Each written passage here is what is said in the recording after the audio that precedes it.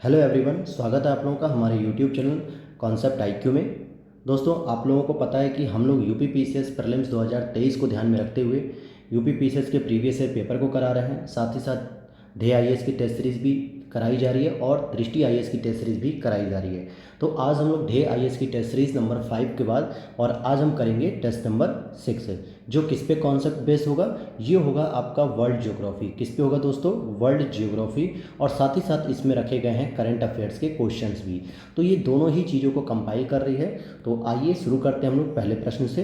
तो ये आप देखेंगे यहाँ पर टॉपिक का नाम भी लिखा हुआ है कि ध्येय आईएएस की तरफ से ये टेस्ट नंबर जो है कि हम लोगों के प्लेटफॉर्म पे होगा 6 नंबर का, जिसमें भौतिक भूगोल, मानव भूगोल जो कि वर्ल्ड ज्योग्राफी के अंतर्गत रहेंगे। तो चलिए शुरू करते हैं हम लोग। पहले इंग्लिश वर्जन है, फिर आगे हिंदी के पेज हैं। तो हिंदी में हम लोग थोड़ा सा इसको बड़ा कर लेते हैं ताकि आपको प्रॉपर यहाँ पर क्वेश्चन दिख सके। तो पहला प्रश्न है आपका, ग्रेट सॉल्ट लेक संयुक्त राज्य अमेरिका के पूर्वी भाग में स्थित है। एरिजोना तांबा उत्पादन के लिए प्रसिद्ध है। तो इसमें पूछा जा रहा है सत्य कथन की पहचान कीजिए। तो देखिए इसमें जो लिखा है ग्रेट सॉल्ट लेक, यह आपके जो रॉकी पर्वत है उसी के पास वहाँ पर है और ये पूर्वी नहीं बल्कि पश्चिमी भाग में होती है। कौन से भाग में होती है? अमेरिका के पश्चिमी भाग में होती है। तो पहला तो गलत हो गया। दूसरा, एरिजोना तांबा उत्पादन के लिए, तो ये एक इंपॉर्टेंट क्षेत्र होता है जो सामान्यतः एरिजोना कहाँ पाया जाता है? पिट्सबर्ग, पेंसिल्वेनिया, मिशिगन, ये जो आपका उत्तर पूर्वी वाला जो जोन होता है अमेरिका का, वहाँ पर पाया जाता है। तो इसलिए बी ऑप्शन केवल सही है, ए वाला गलत है। अगले प्रश्न को देखते हैं। वेलिंगडन द्वीप निम्न में से किस स्थान पर स्थित है? तो वेलिंगडन द्वीप आपके केरल में स्थित है और केरल कहाँ पड़ता है? भारत में पड़ता है। ठीक है। और यहीं पर ये जो कि कहाँ पर होता है? तो ये एक वेम्बनाथ नाम की जो झील है, वेम्बनाथ झील, उसमें जो है कि ये स्थित है। तो वेलिंगडन द्वीप कहाँ पर है? केरल में, भारत में। अगला प्रश्न तीसरा, निम्नलिखित में से कौन सा एक सर्वाधिक तटीय अपरदन के लिए उत्तरदायी होता है? हालांकि समुद्री जलधाराएं, ज्वार भाटा, लहरें, इन तीनों से ही तटों का अपरदन होता है, लेकिन सबसे अधिक जो अपरदन होता है तटीय, वो लहरों से होता है। क्यों? क्योंकि यहाँ पे तटीय अपरदन का मतलब नदियों के तट से भी हो सकता है, तालाब के तट से भी, झीलों के तट से भी, लहरों के, समुद्री लहरों, हर प्रकार के तटों के अपरदन की यहाँ पर बात की जा रही है। तो सी ऑप्शन यहाँ पर सही हो जाएगा। अगला प्रश्न है, द्वीप समूह बोर्नियो, बोर्नियो पर कौन सा देश एक अवस्थित नहीं है? तो बोर्नियो एक छोटा बड़ा द्वीप है, 3rd नंबर का। ये दुनिया में 3रे नंबर का द्वीप है जो सबसे बड़ा है। और पहला कौन सा है दोस्तों? तो पहला सबसे बड़ा जो द्वीप है वो है आपका ग्रीनलैंड। और ग्रीनलैंड पर किसका कब्जा है? तो डेनमार्क का है, डेनमार्क का कब्जा है। और दूसरे नंबर पर आता है आपका मेडागास्कर। क्या आता है? मेडागास्कर। तो ये हो गया आपका दूसरा। और तीसरा होता है बोर्नियो। पूछा जा रहा है किस देश पर अवस्थित नहीं, यानी कौन सा देश नहीं है इसमें। तो आप देखेंगे इसमें इंडोनेशिया का कब्जा है, मलेशिया का है, ब्रुनेई का है, लेकिन सिंगापुर का नहीं है। तो सही उत्तर क्या हो जाएगा आपका? सिंगापुर हो जाएगा। क्या हो जाएगा? सिंगापुर। डी ऑप्शन यहाँ पर करेक्ट हो जाएगा। आगे चलते हैं हम लोग। क्वेश्चन नंबर 5, टिकिंग हाइड्रो बम, टिकिंग हाइड्रो बम निम्नलिखित में से किसे नाम दिया जाता है? बृहद हिमालय की कृत्रिम झीलों को और बृहद हिमालय में स्थित बड़े बांध को, इन दोनों को ही दिया जाता है, इसलिए बी ऑप्शन यहाँ पर सही हो जाएगा। अगला प्रश्न है, निम्नलिखित में से कौन सी एक भूमध्य सागरीय क्षेत्र जलवायु की प्रमुख विशेषता नहीं है? क्योंकि देखिए भूमध्य सागरीय जो जलवायु होती है ये सामान्यतः 35 डिग्री या यूँ कहें कि 30 डिग्री से 45 डिग्री, 30 डिग्री से 45 डिग्री के बीच पाई जाती है, चाहे आप नॉर्थ में जाइए चाहे आप साउथ में जाइए। तो ये विशेषता यहाँ पर पाई जाती है और सामान्यतः किसी भी तट के पश्चिमी छोर पर पाई जाती है, पश्चिमी तट की ओर। और यहाँ पर रसदार फलों की खेती होती है। तो पूछ रहा है कौन सी विशेषता नहीं है? तो पहला ऑप्शन सही हो जाएगा कि वर्ष भर समान उच्च वर्षा, क्योंकि ये जो विशेषता है वर्ष भर एक जैसा तापमान होना और अधिक मात्रा में वर्षा होना, ये 0 डिग्री की विशेषता है भूमध्य रेखा की, न कि भूमध्य सागरीय की। बाकी भूमध्य सागरीय में आर्द्र शीतकाल होती है, सदाबहार ओक के वृक्ष होते हैं, गर्म एवं शुष्क शीतोष्ण जलवायु भी होती है। तो ये तीनों ही सही है, बस ए वाला यहाँ पर गलत है। अगला प्रश्न है 7 नंबर, मक्का में जो वाइट बड रोग होता है उस किसकी कमी से होता है? तो ये आपके जस्ता की कमी से होता है। किसकी कमी से होता है? जस्ता की कमी से होता है। ठीक है। तो इसमें होता क्या है, जो मक्के की जो पत्तियां होती हैं उनका जो ये टिप वाला हिस्सा होता है ये वाइट हो जाता है, सफ़ेद हो जाता है यानी। और अगला प्रश्न है, निम्नलिखित में से कौन से कारक स्थानीय पवनों की उत्पत्ति के लिए उत्तरदायी होते हैं? तो पर्वतों के ऊपरी भाग, तटीय भूमियाँ और मरुस्थल। तो डी ऑप्शन हो जाएगा कि तीनों ही भाग होते हैं जहाँ पर हम स्थानीय पवनों की बात करते हैं। जैसे मरुस्थल में जो स्थानीय पवनें होती हैं उनको हम गर्म स्थानीय पवनें कहेंगे, पर्वतों के ऊपर जो होंगी उनको हम ठंडी स्थानीय पवन कहेंगे। तो इस तरीके से ये तीनों ही चीज़ें इंपॉर्टेंट हैं। अगला प्रश्न है 9 नंबर, बलुई मिट्टी में केशिका क्रिया न्यूनतम होती है और बलुई मिट्टी का रंध्र बड़ा होता है। तो ये दोनों ही ऑप्शन सही हैं और ए यहाँ पर व्याख्या कर रहा है कि बलुई मिट्टी में क्या होता है, केशिका की क्रिया कम होती है, क्योंकि केशिका की जो क्रिया होती है वो नीचे से ऊपर खींचने की क्षमता होती है, और जबकि बलुई मिट्टी में ऐसी कोई क्षमता नहीं होती है, या होती भी है तो बहुत कम होती है। और बलुई मिट्टी का रंध्र यानी कि जो छेद होते हैं वो बड़े बड़े होते हैं, दाने इसके बड़े बड़े होते हैं, इसलिए पानी सामान्यतः इसमें नहीं रुक पाता और पानी इसके नीचे चला जाता है। तो दोनों ऑप्शन सही है यहाँ पे। अगला प्रश्न 10, निम्नलिखित में से कौन अन्य तीनों की तुलना में सबसे कम सूर्य के प्रकाश को परावर्तित करता है, यानी कि अवशोषित सबसे अधिक करता है। तो इसका सही उत्तर हो जाएगा गहरे सागर। गहरे महासागर के द्वारा सूर्य के प्रकाश को अवशोषित ज़्यादा किया जाता है, जिसकी वजह से इसका टेम्परेचर बढ़ता है। बाकी प्रवाल सागर, रेतीले मरुस्थल और हिम टोपियाँ, ये तीनों ही एल्बिडो के मान को क्या करती हैं, बढ़ाती हैं। एल्बिडो के मान में वैल्यू होती है, अर्थात ये सूर्य के तापमान को या प्रकाश को परावर्तित ज़्यादा करते हैं, कम नहीं ज़्यादा करते हैं। अगला प्रश्न है, निम्नलिखित में से कौन एक हिमनद से निर्मित अस्त्राकृति नहीं है। हिमनद से निर्मित, देखिए ड्रमलिन भी है, एरीट भी है, यू आकार की घाटी भी है, लेकिन टोम्बोलो नहीं है। टोम्बोलो ये हिमनद से निर्मित एक स्थलाकृति नहीं है। और अगले प्रश्न की ओर देखते हैं हम लोग। अगला प्रश्न है, निम्नलिखित देशों के समूह को उत्तर से दक्षिण क्रम में दिए गए कूट की सहायता से व्यवस्थित कीजिए। तो आप देखेंगे सबसे ऊपर आपको देखने को मिलेगा सूडान, सूडान के बाद आपका आएगा इथोपिया, फिर नाइजीरिया और फिर सोमालिया। तो आपका जो सही उत्तर हो जाएगा वो हो जाएगा सी, 3 1 2 4, 3 1 2 4। अगले प्रश्न को देखते हैं, क्वेश्चन नंबर 13, निम्नलिखित में से कौन से पोलिनेशियाई द्वीप समूह में आते हैं। पोलिनेशियाई जो द्वीप समूह है वो ऑस्ट्रेलिया के उत्तर पूर्वी साइड में जो ऊपर के छोटे छोटे जो द्वीप होते हैं उसमें आते हैं। तो इसमें ताहेती और समोआ ये दोनों ही आते हैं, इसलिए बी ऑप्शन यहाँ पर सही हो जाएगा। अगला प्रश्न पूछा जा रहा है, उष्णकटिबंधीय चक्रवातों के संबंध में विचार कीजिए। इनका विकास केवल गर्म सागरों के ऊपर होता है। तो यह बात सही है, क्योंकि इनका तापमान लगभग 27 डिग्री सेल्सियस तो चाहिए ही चाहिए। इससे ऊपर जब तापमान होता है तभी जो है कि चक्रवात बनने की स्थिति पैदा होती है। और भूमध्य रेखा पर ये नहीं पाए जाते हैं, यह भी सही है, क्योंकि 0 डिग्री पर जो कोरिलिस फोर्स होता है ये कितना हो जाता है, 0 हो जाता है, जिसकी वजह से यहाँ पर हवाएं घूम नहीं पाती हैं गोल गोल इस तरीके से, तो चक्रवात की स्थिति पैदा नहीं होती। और ये महाद्वीप के आंतरिक भाग की अपेक्षा तटीय भागों को अधिक प्रभावित करते हैं, यह बात भी सही है। जैसे ही चक्रवात किसी तट पर टकराता है, जैसे आंध्र प्रदेश, उड़ीसा, पश्चिम बंगाल, इनके तट पर टकराने के बाद ये तटीय क्षेत्र को ज़्यादा प्रभावित करते हैं, हालांकि अंदर के क्षेत्र को प्रभावित बिल्कुल नहीं कर पाते। तो ये तीनों ही बातें सही हैं, तो 14 का सी हो जाएगा। अगला प्रश्न यहाँ पे सूची फर्स्ट है और सूची सेकंड मिलान करना है। जैसे एस्टोनिया की बात करेंगे तो ये बाल्टिक राज्य है, सर्बिया की बात करेंगे तो ये बाल्कन राज्य है, स्वीडन की बात करेंगे तो ये स्कैंडिनेवियाई देशों में आते हैं, और मोंटेनेग्रो ये पूर्व यूगोस्लावियन राज्य आते हैं। तो ये चारों ही स्टेटमेंट आमने सामने बिल्कुल सही हैं। और अगले क्वेश्चन की ओर आते हैं, क्वेश्चन नंबर 16, केप अग्लुहास, एक अग्लुहास जलधारा होती है जो गर्म जलधारा होती है हिंद महासागर की, लेकिन यहाँ पूछा जा रहा है केप अग्लुहास, तो यह दक्षिण अफ्रीका के वेस्टर्न केप में स्थित एक चट्टानी क्षेत्र है। तो यह बात बिल्कुल सही है, और यह हिंद महासागर एवं अटलांटिक महासागर को पृथक करता है, या आप कह सकते हैं जोड़ता भी है। तो यह दोनों ही बातें सही हैं, इसलिए सी आंसर यहाँ पे सही हो जाएगा। क्योंकि जब आप अफ्रीका का महाद्वीप कुछ इस तरीके से बनाएंगे तो आप यहाँ पर देखेंगे साउथ अफ्रीका के पॉइंट पर यहाँ पर आप देखेंगे केप अग्लुहास है, आप देख सकते हैं अपने फिजिकल मैप में साउथ अफ्रीका के। और अगला प्रश्न है यहाँ पे, निम्नलिखित में से कौन सा युग्म सही सुमेलित नहीं है। तो मिलान की बात करेंगे, तुरिन की बात करेंगे, ब्रेडफोर्ड की और मुल्तान की। तो देखिए मिलान कहाँ पर है, ये रेशमी वस्त्र उद्योग है, और ये तुरिन आपका मोटर कार, ये दोनों ही आपके इटली से संबंधित हैं। किससे संबंधित हैं, इटली से, क्योंकि मिलान और तुरिन दोनों इटली में है। लेकिन ब्रेडफोर्ड जो कि लंदन अर्थात यूके यूनाइटेड किंगडम में स्थित है, और ये सूती वस्त्र नहीं बल्कि ऊनी वस्त्र के लिए प्रसिद्ध है। और मुल्तान जो कि पाकिस्तान में है, ये मिट्टी के बर्तन के लिए प्रसिद्ध है। तो सी ऑप्शन हो जाएगा यहाँ पर सही। अगला प्रश्न है, निम्नलिखित कौन सी घटनाएं आयन मंडल से संबंधित है? रेडियो तरंगों का विक्षेपण होना, क्योंकि रेडियो तरंगें जब यहाँ जाती हैं तो वापस टकरा के पृथ्वी पर आती हैं, ये बात सही है। उत्तरी प्रकाश ध्रुव का दर्शन और दक्षिणी प्रकाश ध्रुव के दर्शन भी होते हैं, तो डी ऑप्शन आपका सही हो जाएगा कि उपरोक्त सभी। अगला प्रश्न पूछा जा रहा है, निम्नलिखित कथनों में से कौन सा एक संयुक्त राज्य अमेरिका के उत्तर पूर्वी क्षेत्र रस्ट बाउल के संबंध में सही है?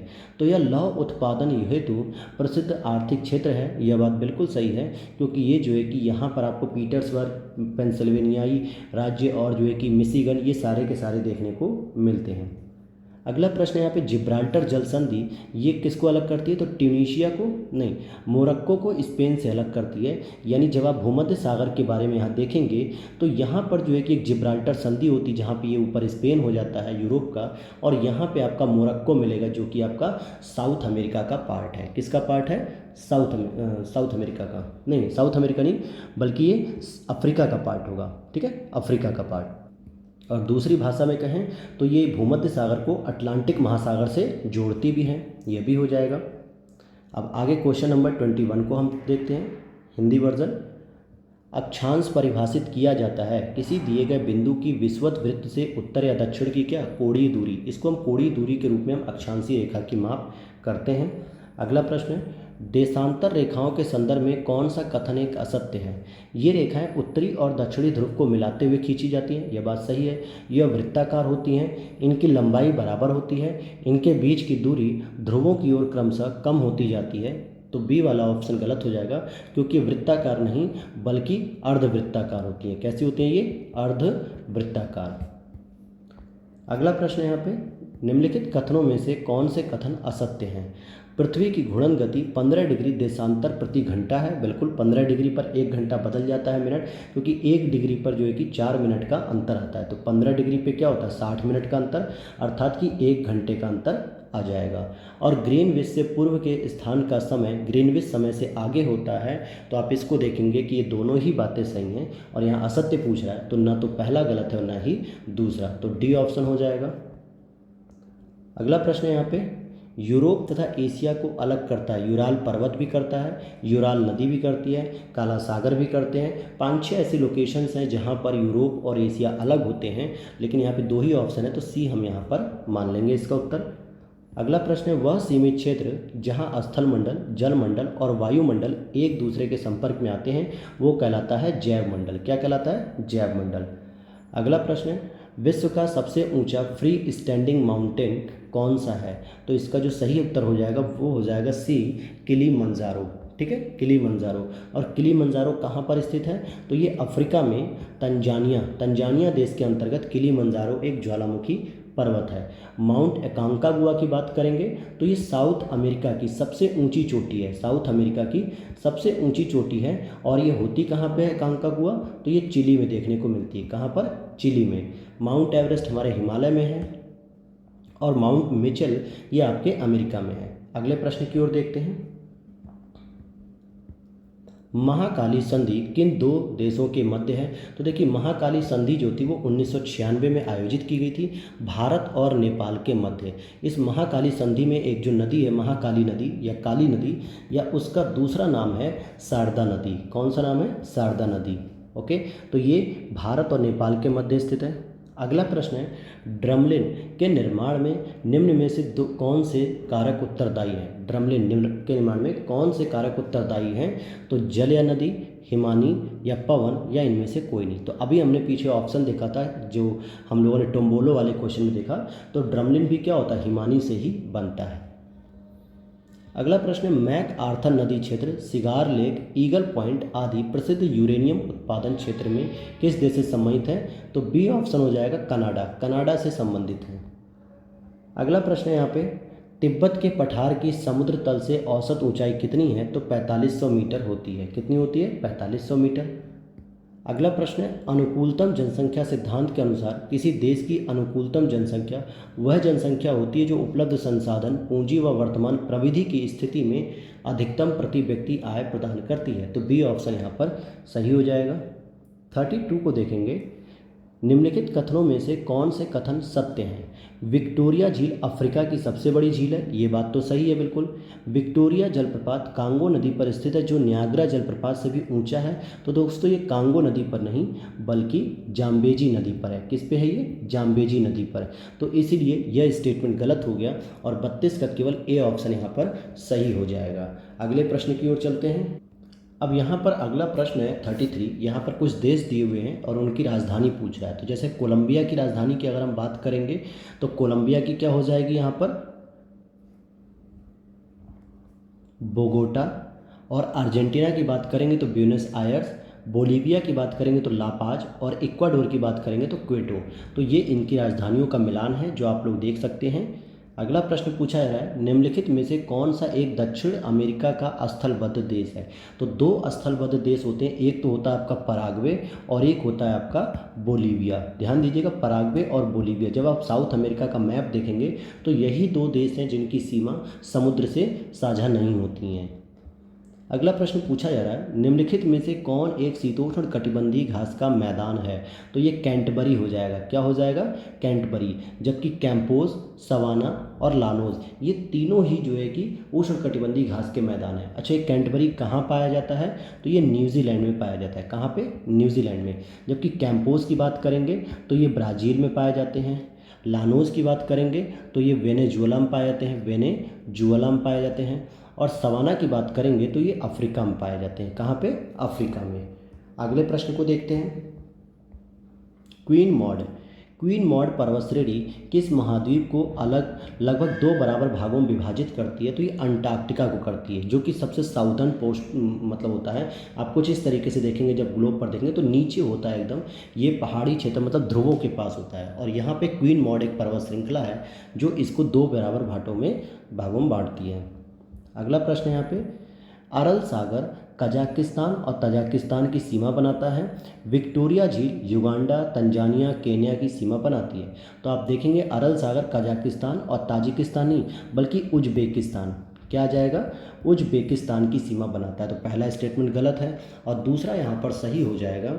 इसीलिए इसका आंसर हो जाएगा बी, कि केवल बी वाला सही है।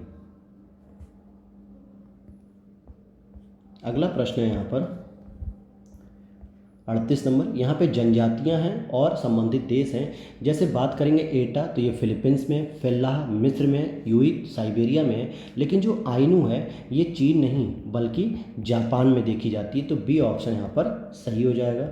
अगला प्रश्न है यहाँ पे, अरुण यानी यूरेनस ग्रह पर सूर्योदय पश्चिम दिशा में एवं सूर्यास्त शुक्र दिशा में होता है। यह बात भी सही है। जनरली हमारी पृथ्वी में सूर्यास्त किधर होता है? पश्चिम में होता है। और सूर्य उदय कब होता है? पूरब में होता है। लेकिन ये अरुण और प्लस एक और ग्रह है वो है शुक्र, ये दोनों ही अपवाद हैं कि यहाँ पे सूर्यास्त पूर्व में होता है और सूर्योदय पश्चिम में होता है। और यह पूर्व से पश्चिम दिशा में सूर्य का परिभ्रमण करती हैं। तो यह बात भी सही है। तो दोनों ही सही हैं और ए ऑप्शन यहाँ पर सही हो जाएगा। ओके। और अगर हम देखें अरुण ग्रह को, तो अरुण ग्रह को एक और शब्द दिया जाता है लेटा हुआ ग्रह। क्या कहा जाता है इसको? लेटा हुआ ग्रह। अगला प्रश्न है 40, कौन एक ब्लॉक पर्वत का उदाहरण है? तो देखेंगे आप सतपुड़ा भी है, ब्लैक फॉरेस्ट भी है, सियरा नेवादा भी है, तीनों ही हैं इसलिए डी हो जाएगा। सतपुड़ा आपके इंडिया में देखने को मिलता है, सियरा नेवादा आपके यूएसए में है और ब्लैक फॉरेस्ट जो कि जर्मनी का पर्वत है। तो ये तीनों ही यहाँ पर ब्लॉक पर्वत के उदाहरण हैं। अगला प्रश्न है, भूकंप से संबंधित निम्नलिखित कथनों पर विचार कीजिए। भूकंप आने से पहले वायुमंडल में रेडान गैसों की मात्रा में कमी आ जाती है। तो ये गलत है, रेडान गैसों में बल्कि वृद्धि आती है। और जिस जगह भूकंपीय तरंगें उत्पन्न होती हैं उसे भूकंप केंद्र यानी ईपी सेंटर कहते हैं। जी नहीं, उसको कहते हैं हम लोग फोकस यानी कि भूकंप मूल कहते हैं। जबकि भूकंप केंद्र क्या होता है? जहाँ पर सबसे पहले भूकंप को महसूस किया जाता है। पी तरंगें ध्वनि तरंगों की भांति तथा एस तरंगें प्रकाश तरंगों की भांति चलती हैं। तो तीसरा स्टेटमेंट ही केवल सही है, इसलिए आपका ए हो जाएगा आंसर, ये केवल तीसरा सही है। अगला प्रश्न है यहाँ पे 42, सौर कलंक चक्र सन स्पॉट साइकिल औसतन कितने वर्षों का होता है? तो औसतन कितने वर्षों का होता है भाई सन स्पॉट? तो इसका सही उत्तर हो जाएगा 42 का बी, यानी कि ये 11 वर्षों का होता है। लगभग कितना होता है दोस्तों? 11 वर्षों का। अगला यहाँ पर पूछा जा रहा है, निम्नलिखित युग्म में से कौन सही सुमेलित नहीं है? कर्मेडिक गर्त उत्तरी प्रशांत महासागर में नहीं होता है, बल्कि ये दक्षिणी प्रशांत महासागर में होता है। सुंडा गर्त आपका हिंद महासागर में, प्यूर्टोरिको गर्त अटलांटिक में, और यूरेशियन बेसिन ये आर्कटिक में। तो ये तीनों ही सही है, केवल ए वाला सही नहीं है, क्योंकि कर्मेडिक गर्त जो है दक्षिणी प्रशांत महासागर में होता है। अगला प्रश्न यहाँ पे, पृथ्वी के आयतन के प्रतिशत के आधार पे निम्नलिखित को उनके आरोही क्रम में लिखिए।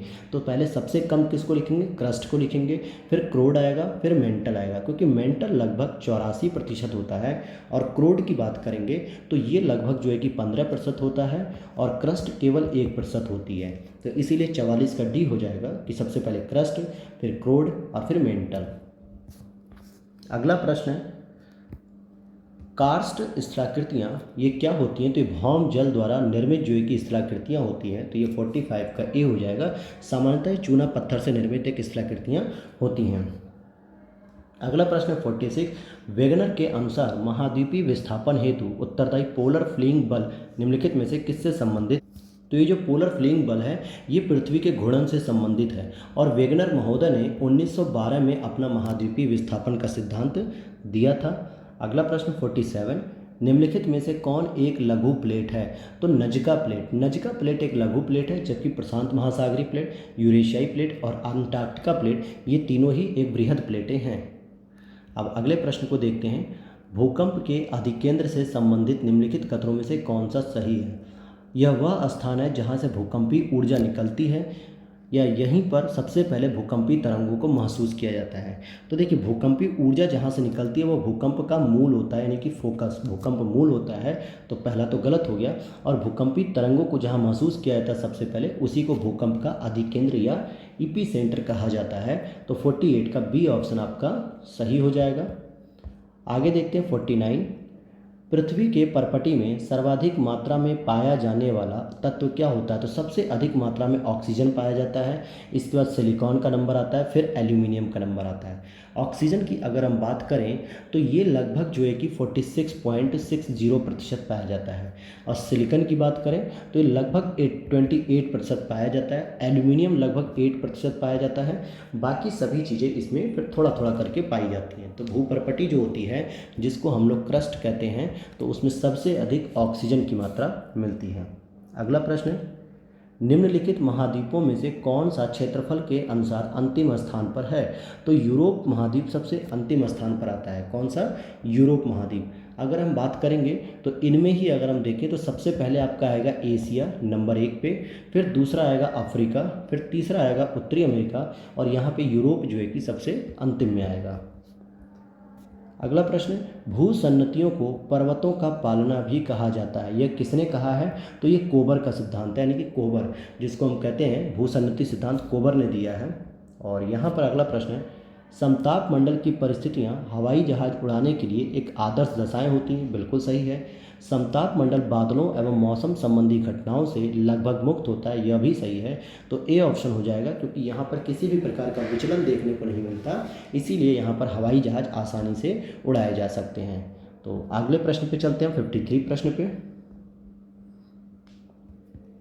निम्नलिखित में से कौन सा एक जनसंख्या वितरण को प्रभावित करने वाला प्रमुख कारक है? जलवायु, औद्योगिकरण, नगरीकरण या उपर्युक्त सभी? तो डी ऑप्शन हो जाएगा उपर्युक्त सभी, क्योंकि सभी के माध्यम से हमारी जनसंख्या वितरण का प्रभावित होना लाजमी है।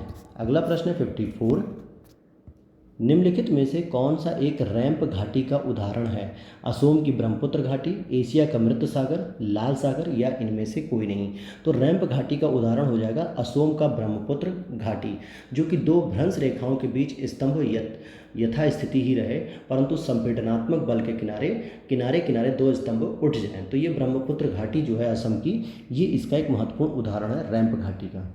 अगला प्रश्न, सूर्य का बाह्यतम भाग जो केवल सूर्य ग्रहण के समय ही दिखाई देता है वो क्या कहलाता है? तो कोरोना कहलाता है, क्योंकि नॉर्मली तो हमें नहीं दिखता है, लेकिन जब सूर्य ग्रहण होता है तो इस समय हमें कोरोना देखने को मिलता है, और जिसे हम आंखों से देख पाते हैं रोज़ सुबह शाम लाल होते हुए, दोपहर में चमकता हुआ, तो उसे हम कहते हैं प्रकाश मंडल, जो हम अपनी आंखों से देख पाते हैं। लेकिन कोरोना क्या होता है? जो केवल और केवल सूर्य ग्रहण के समय ही दिखाई देता है।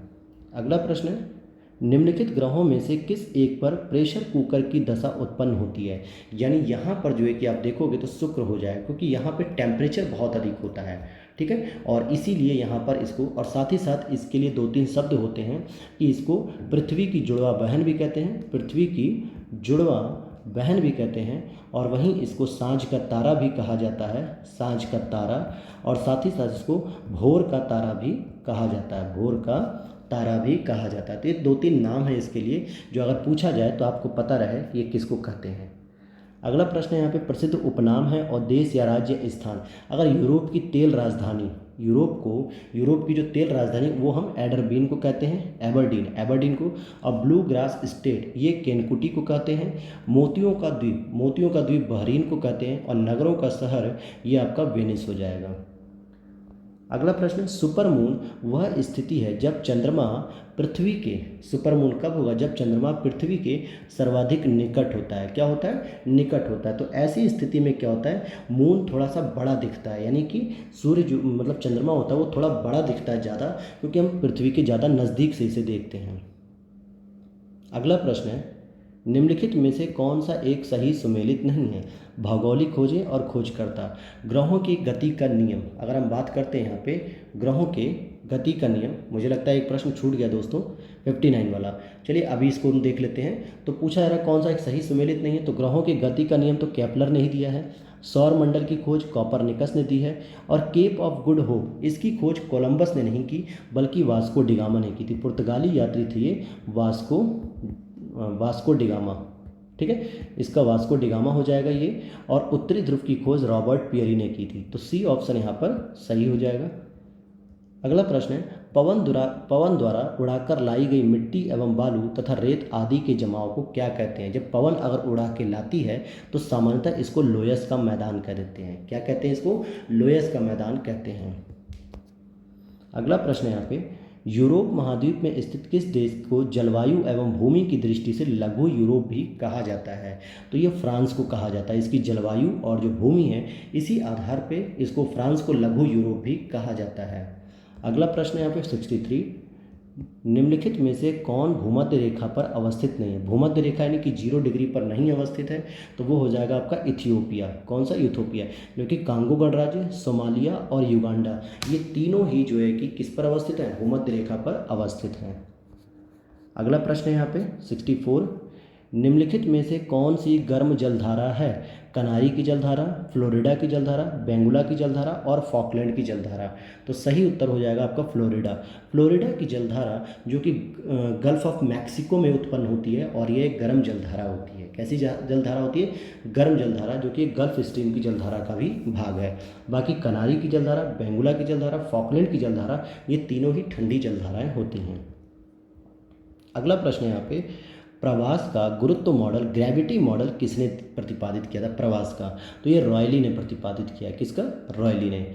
और अगले प्रश्न की ओर चलते हैं हम लोग। अगला प्रश्न यहाँ पे 66, निम्नलिखित युग्मों में से कौन सही सुमेलित नहीं है। प्रचलित पवन और देश। ब्रिक फिल्डर की बात करेंगे तो ब्रिक फिल्डर आपकी ऑस्ट्रेलिया में देखने को मिलता है। बोरा की बात करेंगे तो इटली में, और मिंस्ट्रल की बात करेंगे तो ये रूस में नहीं होती है, बल्कि ये आल्प्स पर्वत के आसपास होती है। और ये मुख्य रूप से जो है कि स्पेन एवं फ्रांस इन दोनों को ही प्रभावित करती है। और मिंस्ट्रल एक ठंडी पवन है। क्या है, ठंडी पवन है, और ये रोन घाटी में चलती है। रोन नदी घाटी में ही यह प्रवाहित होती है। और लेवांटर स्पेन में होती है। तो सी आंसर हो जाएगा। अगला प्रश्न है 67, यहाँ पे उपनाम है और यहाँ पे स्थान है। जैसे मोतियों का द्वीप अभी हमने पढ़ा, ऊपर 2-3 क्वेश्चन छोड़ के, बहरीन कहा जाता है इसको, ठीक है। मोतियों का द्वीप क्या हो जाएगा, बहरीन। वहीं एंटलीज का मोती किसको कहेंगे, तो एंटलीज का मोती क्यूबा को कहेंगे।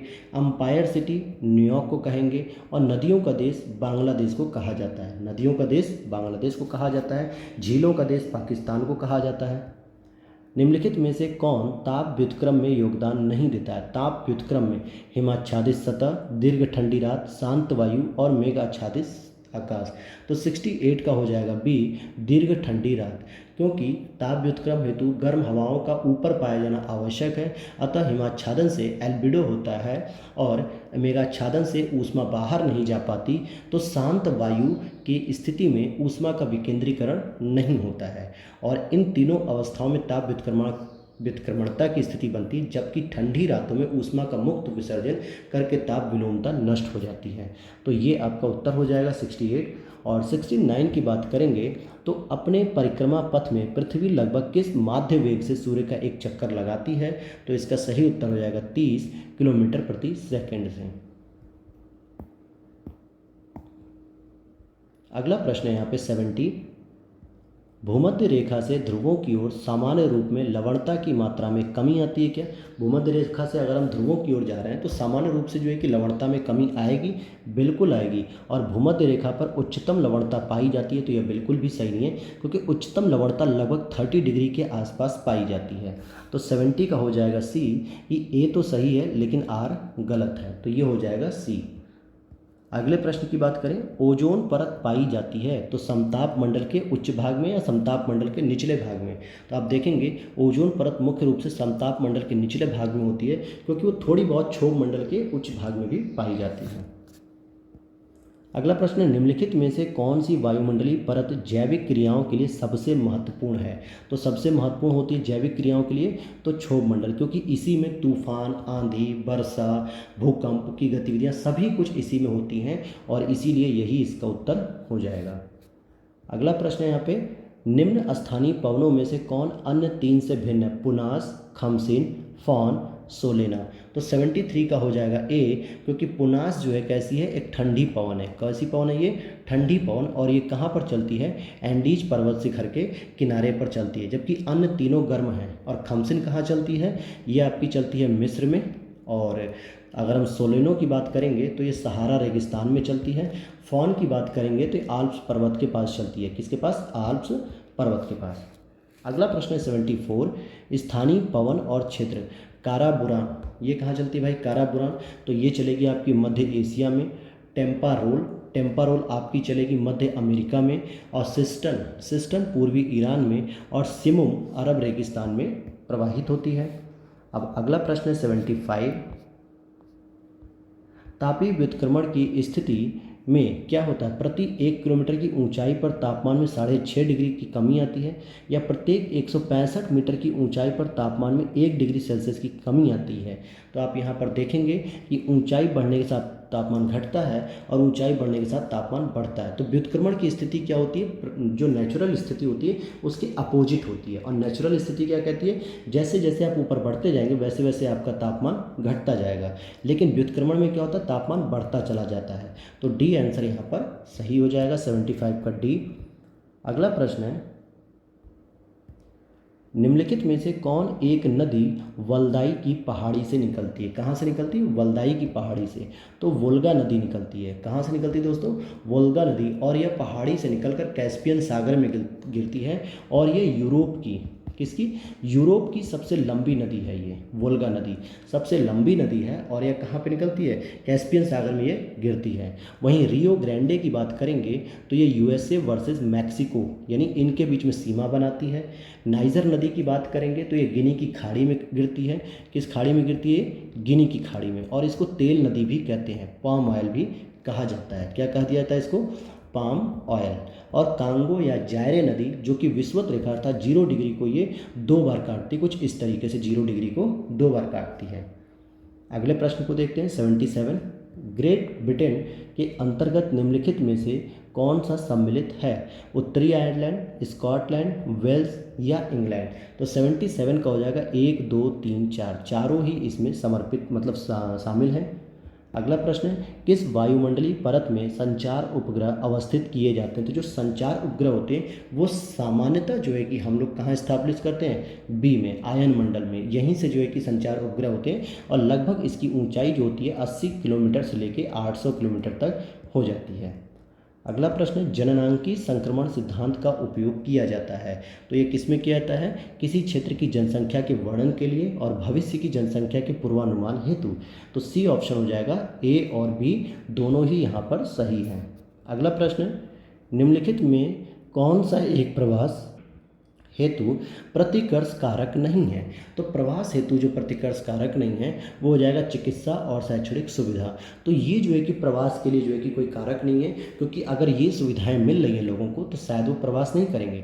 लेकिन बेरोजगारी, प्राकृतिक आपदा और महामारी की वजह से लोग एक दूसरी जगह को प्रवास करते हैं। जैसे कोरोना में आप देखेंगे बड़े बड़े मेट्रो शहरों में जहाँ बहुत भीड़ थी, जहाँ कोरोना बहुत तेज़ी से प्रसार कर रहा था, चाहे आपका वो बेंगलोर, चेन्नई, मुंबई, दिल्ली, कोलकाता, यहाँ से लोगों ने प्रवास करना शुरू किया अपने गाँवों की तरफ, घरों की तरफ, क्योंकि महामारी का प्रकोप वहाँ पर ज़्यादा था। अगर वहाँ पे हॉस्पिटल की सुविधा अच्छी होती तो शायद वो लोग वहाँ से नहीं जाते, लेकिन हॉस्पिटल की सुविधा न होने की वजह से वो लोग वहाँ पे चले गए।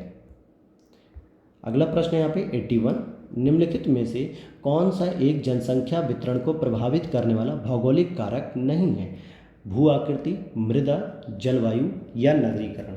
तो इसका सही आंसर हो जाएगा नगरीकरण, क्योंकि ये प्राकृतिक कारण नहीं है बल्कि मानवीय कारण है। क्योंकि नगरीकरण को व्यक्ति या समाज के द्वारा क्या किया जाता है, व्यवस्थित किया जाता है, बसाया जाता है, जबकि भू आकृतिक, मृदा और जलवायु ये सब नेचुरल फिनोमेना है।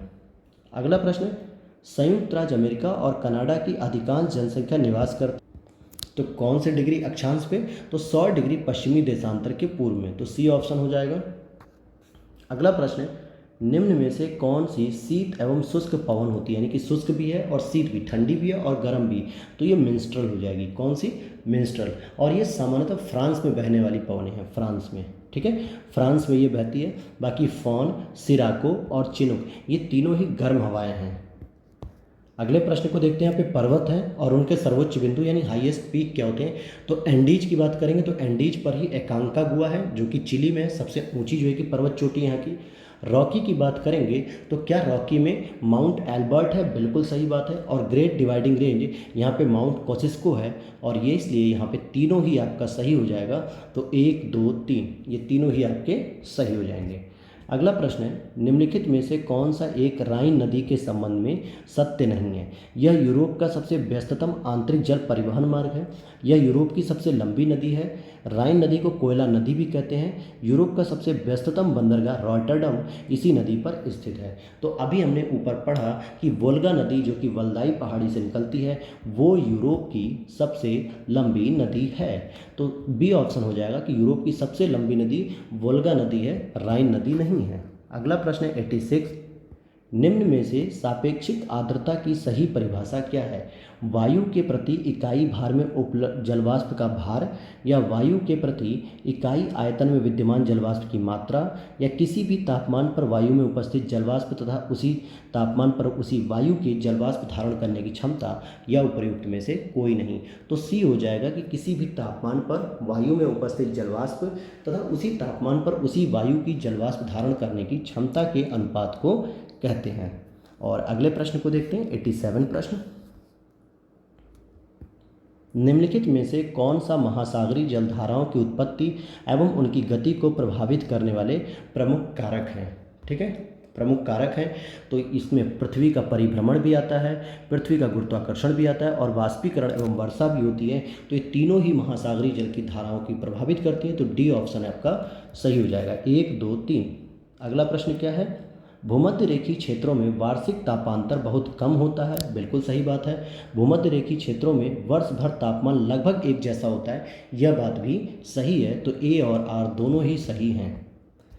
अगला है, निम्नलिखित में से कौन सा सही सुमेलित नहीं?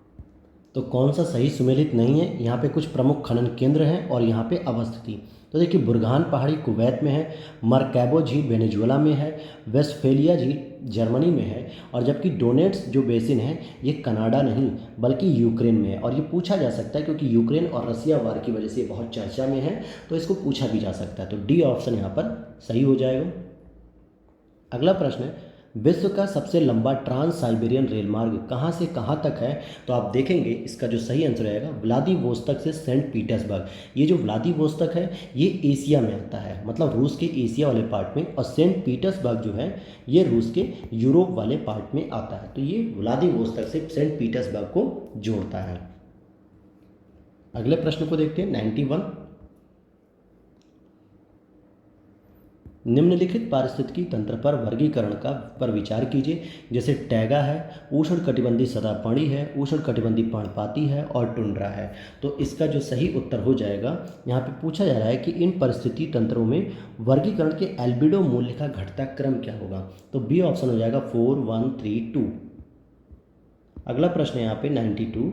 यहाँ पे एल्युमिनियम है, कृषि उत्पादित अपशिष्ट और आर्सेनिक। तो इनमें से कौन सा जैव अनिम्नीकरण प्रदूषक, यानी कि एक ऐसा प्रदूषण जो कभी समाप्त नहीं हो सकता। तो 1 और 3, एल्युमिनियम की फॉइल कभी भी ख़त्म नहीं होती। आपने देखा होगा जो हमारे पेपर रैप होते हैं ना एल्युमिनियम के, जो हम पराठे वगैरह या रोटी वगैरह ले जाने के लिए यूज करते हैं। और आर्सेनिक जो कि ज़मीन के अंदर पाया जाता है, पानी को प्रदूषित करता है। खासकर कुछ समय पहले पश्चिम बंगाल में आर्सेनिक जल से बहुत ज़्यादा प्रदूषण फैल रहा था। तो ये दोनों ही यहाँ पर सही हो जाएंगे, 1 और 3। जबकि कृषि के जितने भी उत्पाद होते हैं ये तो सब खनिज मतलब ऐसे मिनरल्स होते हैं, ऐसे जैविक घटक होते हैं जो समाप्त हो जाते हैं, गल जाते हैं। अगला प्रश्न, निम्नलिखित में से किस एक की कृषि को मुख्यतः यूरोपीय कृषि कहा जाता है। तो ये हो जाएगा आपको चुकंदर। चुकंदर को यूरोपीय कृषि के रूप में जाना जाता है और ये समशीतोष्ण कटिबंध की फसल है और चीनी भी इससे बनाई जाती है। अगला प्रश्न 94। निम्नलिखित में से कौन सी एक नहर पश्चिमी जर्मनी में उत्तरी सागर को बाल्टिक सागर से जोड़ देती है। तो 94 का हो जाएगा बी, कील नहर। ठीक है।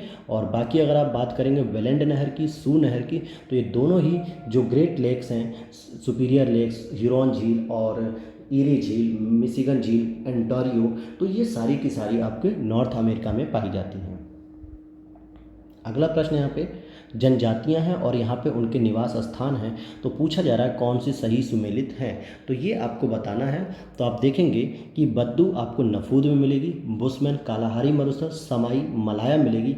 जबकि बोरा की बात करेंगे तो इनका सामान्यतः पश्चिमी अमेजन बेसिन में पाई जाती है, ब्राज़ील वगैरह में, न कि ये अरब सागर में, यानी उत्तरी अरब में नहीं बल्कि अमेजन बेसिन, ब्राज़ील और पेरू में पाई जाती है बोरा।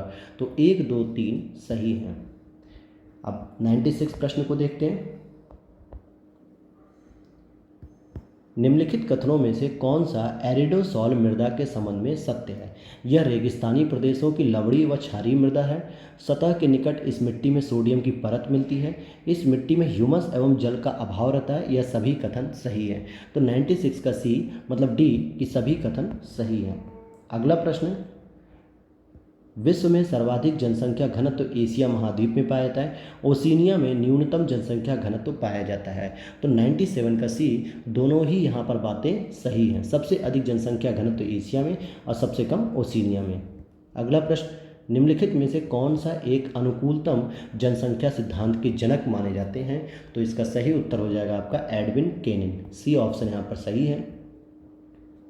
अगला प्रश्न है, पृथ्वी के महासागरीय तल पर 2 प्रत्यक्ष ज्वारों के मध्य 52 मिनट के विलंब होने का कारण क्या है। तो इसका जो विलंब होने का कारण है, एक तो पृथ्वी का घूर्णन होना और चंद्रमा का परिक्रमण। ये दोनों ही वजह से क्या होता है कि 52 मिनट का अंतर उठता है। तो 99 का डी ऑप्शन हो जाएगा। 100 की बात करेंगे, इजराइल बहुत इंपॉर्टेंट देश है ये। इसकी सीमा किन देशों के साथ साझा होती है। तो लेबनान, सीरिया, जॉर्डन, मिस्र। तो बी ऑप्शन यहाँ पर सही हो जाएगा। अगला प्रश्न है यहाँ पर 101। क्या है 101 नंबर प्रश्न पे, चेरनोजम मृदा के संबंध में असत्य कथन की बात करनी है। असत्य कथन की बात करें चेरनोजम मृदा के बारे में तो क्या होगा इसमें, यह सर्वाधिक उपजाऊ और भुरभुरी मृदा है, यह बात तो सही है। और दूसरा अगर हम बात करें कि इसमें उर्वरक और सिंचाई की अत्यधिक आवश्यकता होती है, तो यह बात गलत है, क्योंकि इसमें उर्वरक और सिंचाई की कम आवश्यकता होती है। क्या होती है, कम आवश्यकता होती है। यह मिट्टी छोटी घास के स्टेपी मैदानों में पाई जाती है और इसमें ह्यूमस की भी अधिकता होती है। तो बी ऑप्शन यहाँ पर सही होगा।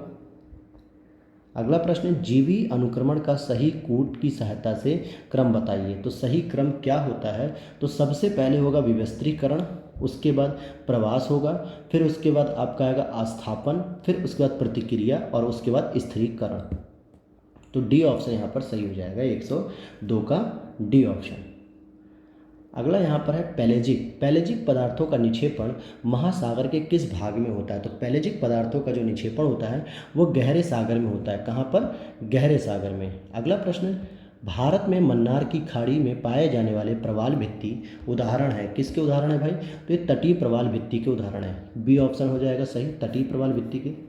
अगला प्रश्न है, बृहद ज्वार पूर्णमासी एवं अमावस्या को आता है और अर्धदैनिक ज्वार है वो 12 घंटे के अंतराल पर आता है। एक समय में पृथ्वी पर 2 ज्वार आते ही आते हैं। तो 105 का डी हो जाएगा कि 1 और 3 तो सही है, लेकिन जो दूसरा है अर्धदैनिक जो ज्वार होते हैं वो 12 घंटे 26 मिनट के अंतर पर आते हैं। कितने? 12 घंटे 26 मिनट के अंतर पर। अब 106 नंबर प्रश्न देखते हैं क्या कहता है।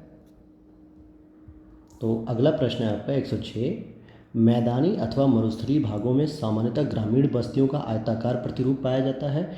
यह प्रतिरूप मरुस्थलीय क्षेत्रों में यह धूल भरी आंधियों तथा मैदानी भागों में डाकू लुटेरों से सुरक्षा प्रदान करता है। तो ए ऑप्शन यहाँ पर सही हो जाएगा कि दोनों ही बातें यहाँ पर सही लिखी हुई हैं। और आगे चलते हैं 107 नंबर। यहाँ पे कुछ वन दिए हुए हैं और प्रमुख वृक्ष हैं। तो यहाँ पर सही युग्मों मतलब बेमेल युग्मों का चयन करता है, यानी कि जो गलत है बस उन्हीं का चयन हमें करके उन्हें बताना है कि कौन सा वाला होगा। तो आइए देखते हैं। मानसूनी वन में सागौन और साल पाए जाते हैं, ये बात बिल्कुल सही है। भूमध्य सागरीय वन में ओक और जैतून पाए जाते हैं, यह भी सही है।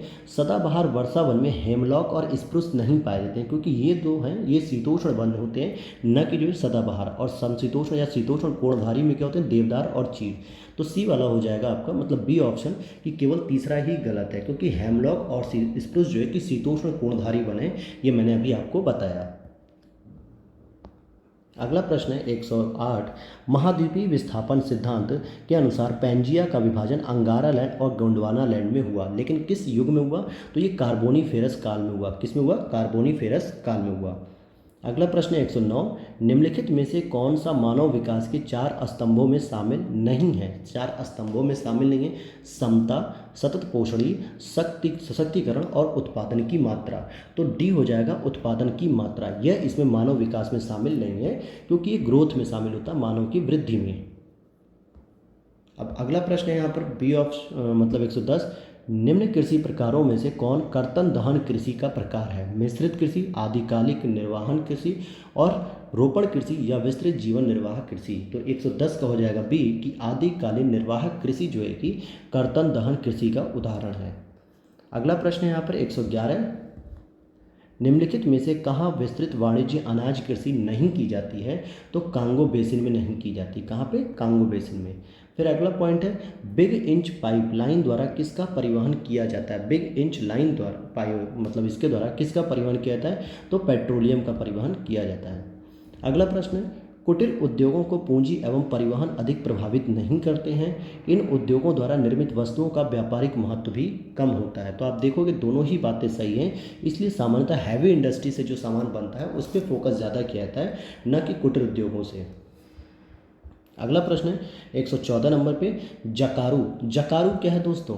एक भेड़ का प्रकार या एक प्रकार का पक्षी जो उड़ नहीं सकता, एक प्रकार की घास, या ऑस्ट्रेलिया में भेड़ पालन केंद्रों पर कार्य करने वाले लोग।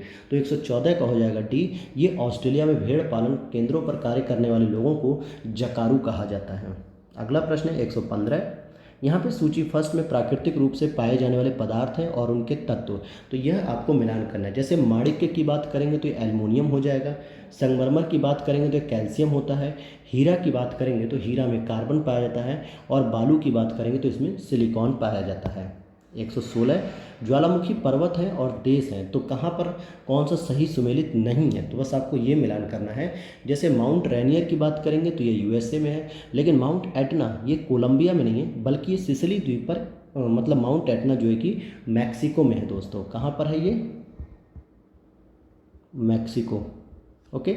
और टाल की बात करेंगे तो फिलीपींस, और पेरिकुटन की बात करेंगे तो इटली। तो बी ऑप्शन यहाँ पे गलत हो जाएगा, माउंट एटना।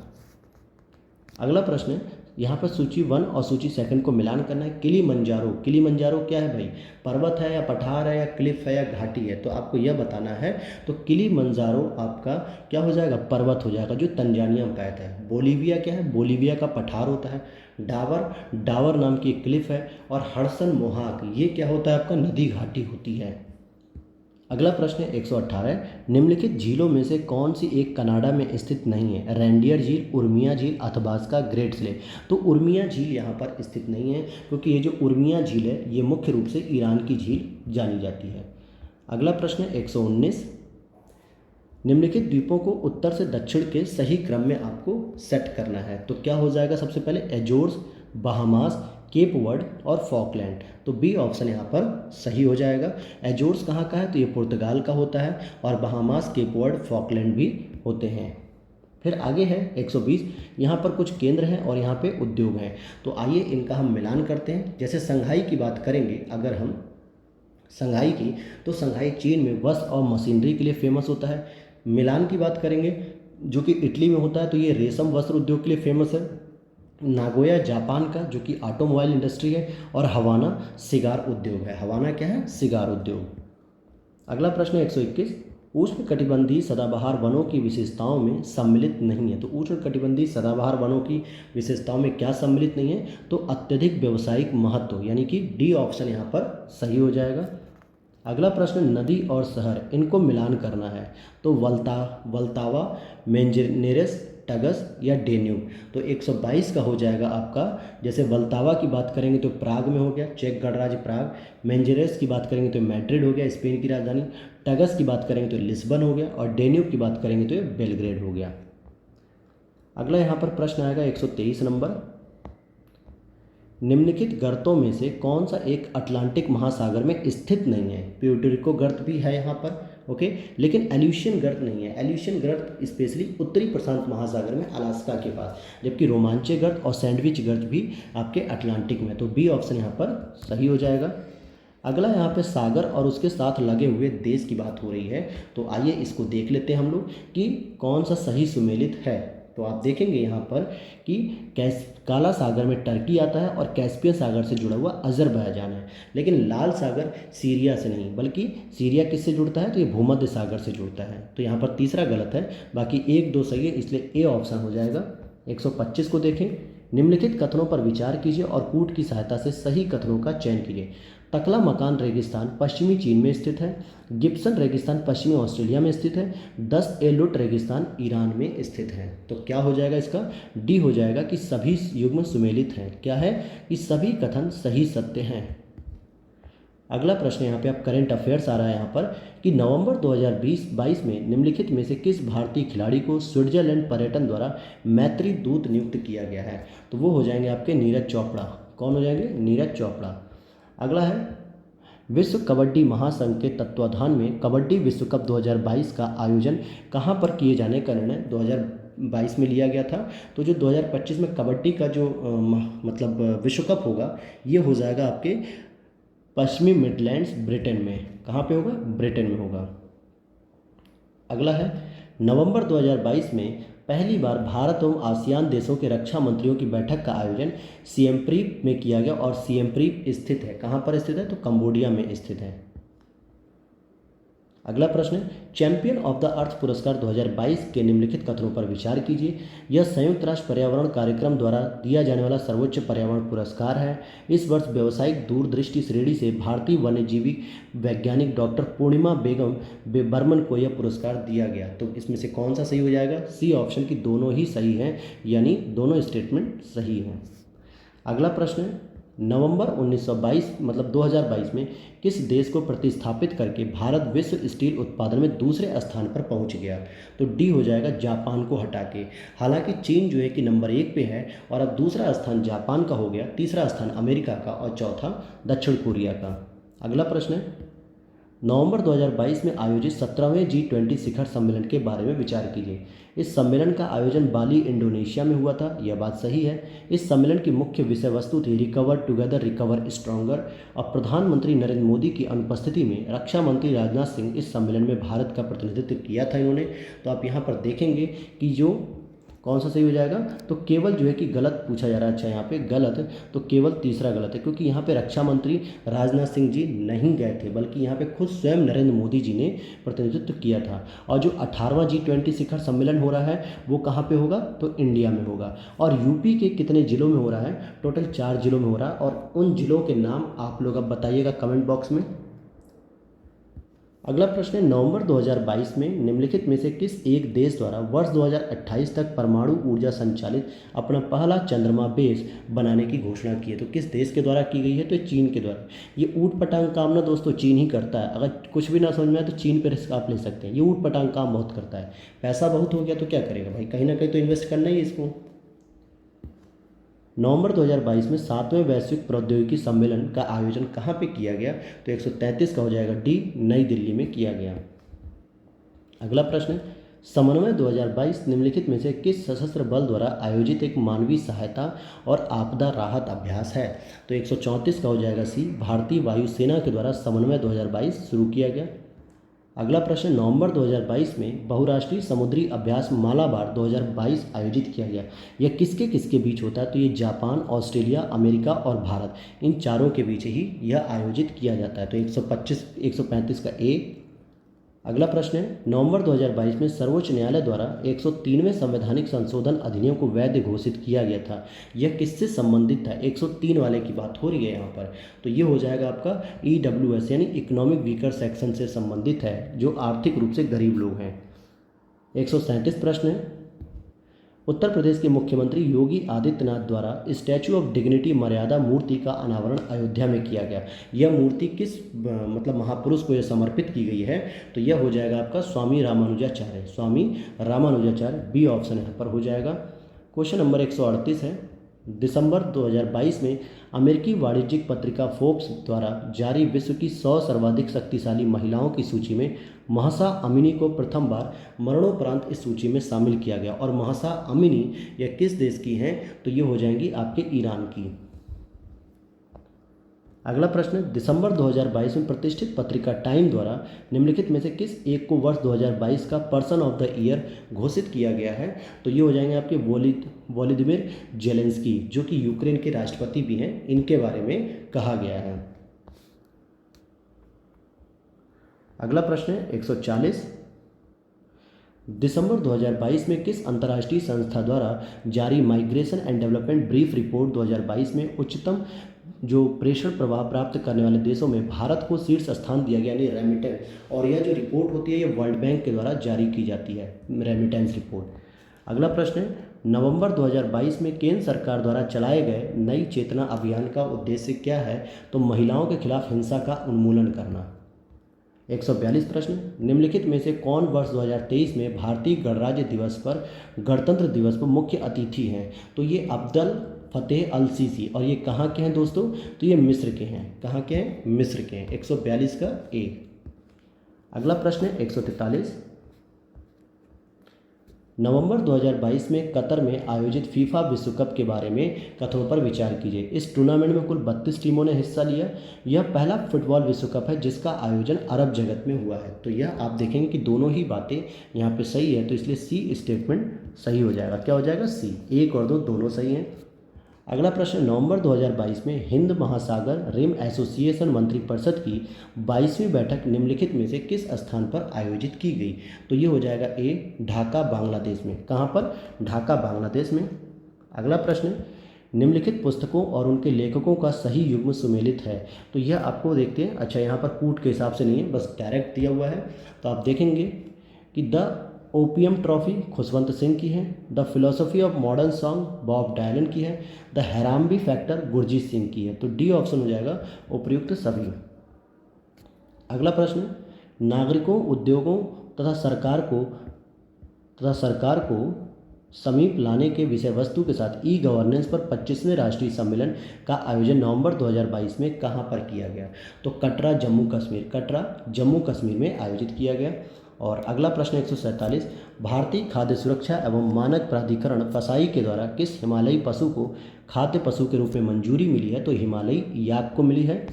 अगला प्रश्न है, भारत में डोपिंग के खतरे को रोकने हेतु भारत के पहले पूरक आहार परीक्षण केंद्र की स्थापना कहाँ पर करने की घोषणा युवा कार्यक्रम और खेल मंत्रालय के द्वारा की गई है? तो इसका सही उत्तर हो जाएगा डी, अहमदाबाद, गुजरात में की गई है।